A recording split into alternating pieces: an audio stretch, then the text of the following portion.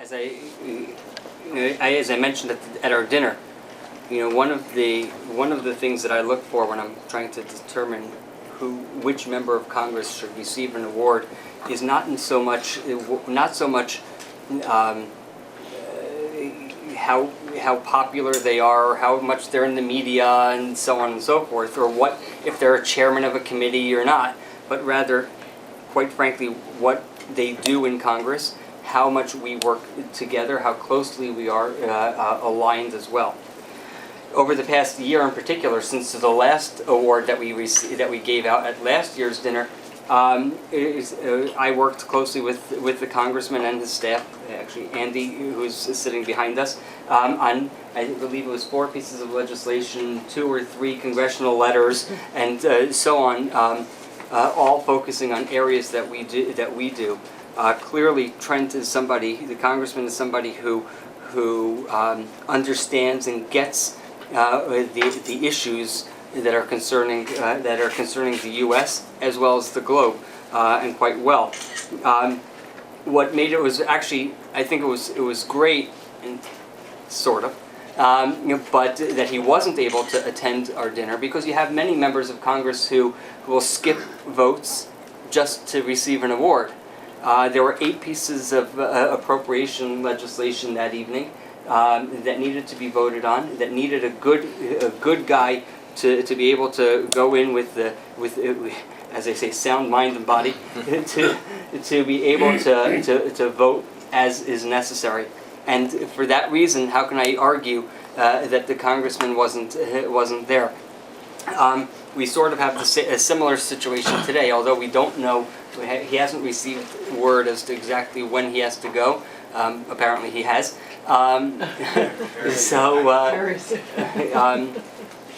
So we have a similar situation today. But let me present the congressman with the award. Let me also ask you as well if you have any thoughts on current events. I was in Iraq. The current situation in Iraq. You sit on armed services. Maybe we can you can start the conversation. But with that, I definitely want to present you with our Legislative Hero Award. Thank you. Thank you. I should note that one of the things associated with this award is we like to give it to someone who has deep and abiding convictions. I can't think of anyone in the Congress who stands by his convictions in a more formidable way than Trent Franks. He is someone I greatly admire. That is so nice, and sometimes you might imagine that embarrassment is a word that describes my feeling in moments like this, because you've certainly overstated the situation with me, and I appreciate it, because it would feel bad if you told exactly the truth. But sometimes when you get an award, it's not always what the award is. It's not always the fact that there's some pomp and circumstance surrounding it. It's the fact of who it comes from. And I just am honored to receive anything from you folks, because I believe that all of you are deeply committed to the national interest of this country. I believe that there's nothing but patriots here at the table, and that even those who might not be from this country are people who believe in the humanitarian, this notion that we're all children of God, and we need to work together in these brief glimpses of light that we have on this earth, and to do what we can to preserve life, liberty, and the pursuit of happiness, which is not exactly a new concept, is it? But it was especially an honor to me to get to see you again. I've seen you over the years, and you're always in the right place. You've been an American patriot, and only eternity will discover your impact.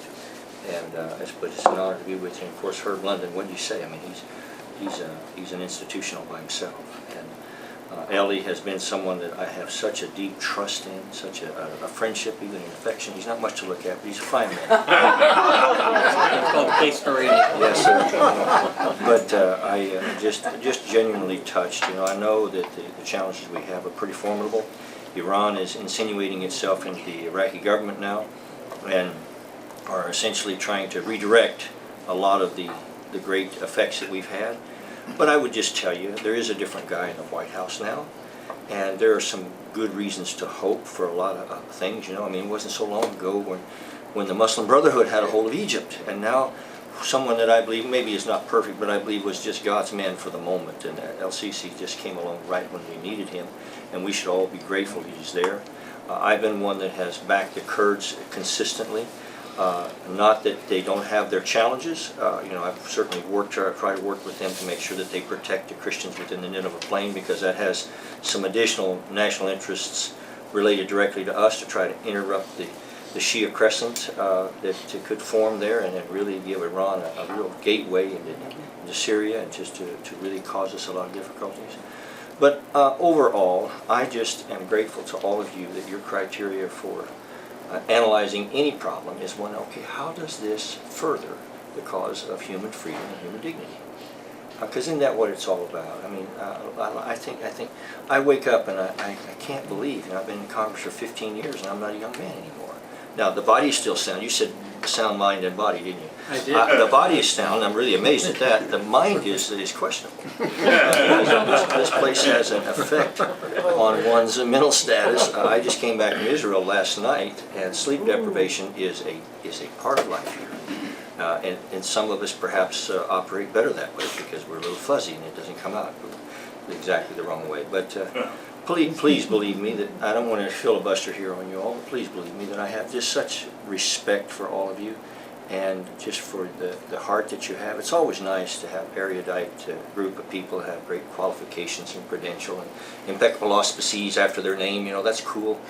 But when you find the people whose hearts are right, who really want to honor God and their fellow human beings, who really want to try to make the best of this life in a way to give everyone, even those who no one else cares about, the chance to lay hold on the miracle of life and to proceed and somehow make the best that they can on this earth. That's kind of what it's all about, and God help us not to forget that. And the conservative perspective sometimes is misaligned by the left. They always say, well, they're the ones that care about the little guy, but so oftentimes it's their policies that make the little guy get broken all the time. And it's ours that really try to truly do the thing that will make the little guy have a chance. And so that's kind of certainly what my heart and goal is, and it's an honor to be with you all and to get something like this. When I lay my head down on the nursing home pillow, if I'm fortunate enough to get that far, or when my boy goes through my stuff 50 years from now, you say, look there, And I hope that he will have some idea of the London Center and what they meant to America and his future. And I say, God bless you. Thank you very much for the chance to be here with you.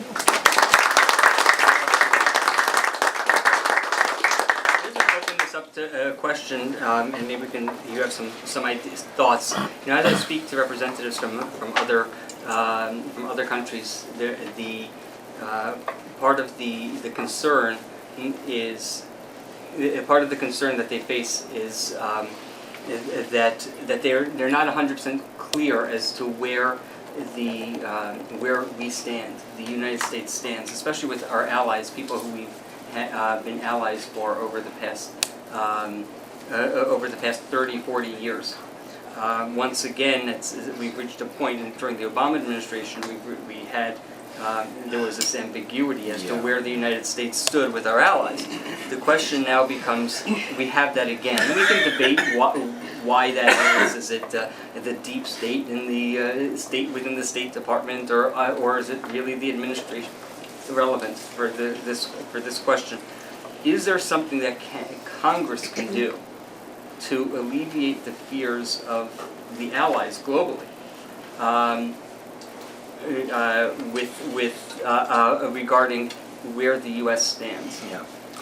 Well, at the risk of sounding like a broken record, because I've had a sort of a little hobby horse that I've been riding here for the last few years, and that is on the Senate 60-vote rule to get something to the floor.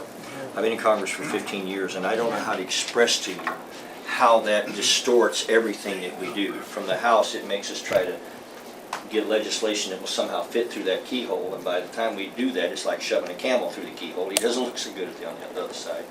And so the Iran deal is probably the perfect example. Mr. Corker came up with a bad bill in the first place, and then it got worse after the filibuster pressures. And so then, of course, when they were supposed to come back and vote on it, to ratify it, as it were, even though it wasn't in the terms of a treaty like it should have been, then they filibustered and didn't even take the vote. So it is outrageous that we let a minority in the Senate overcome a majority in the Senate, a majority in the House, the White House, and the American people as well. And the worst of it is there's no clarity and no one really knows who's doing what. And without a clarity and accountability, a republic like ours cannot thrive.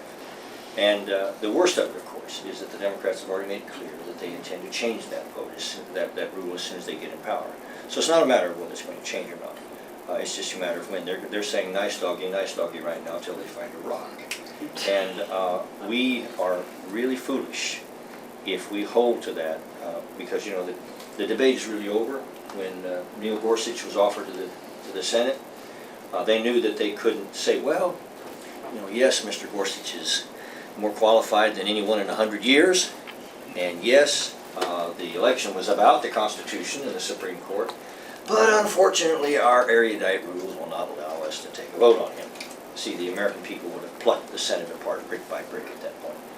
So they went ahead and they did what was necessary. They should have done that. They should have taken the nuclear option on the Iran deal, because now Iran has the nuclear option, you see. So it's unfortunate that we get sort of almost the Stockholm syndrome about some of these things. And that, Ellie, really is the answer. It sounds like I took off on a tributary. I really didn't. That's the answer to your question, is that the reason that people wonder if we can do anything is because the Senate has essentially become a dysfunctional institution.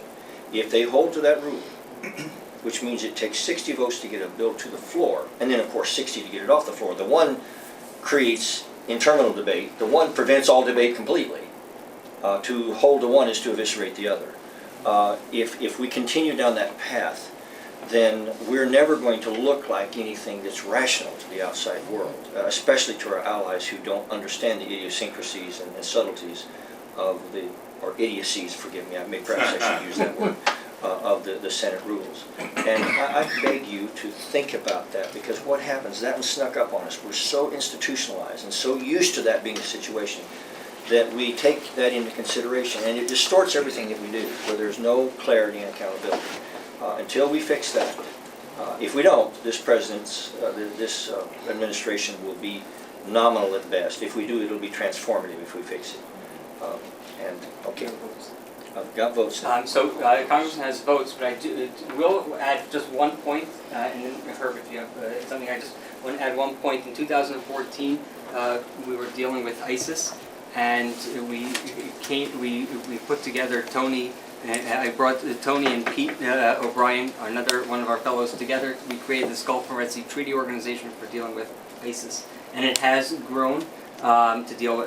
We expanded it to deal with Iran now as well.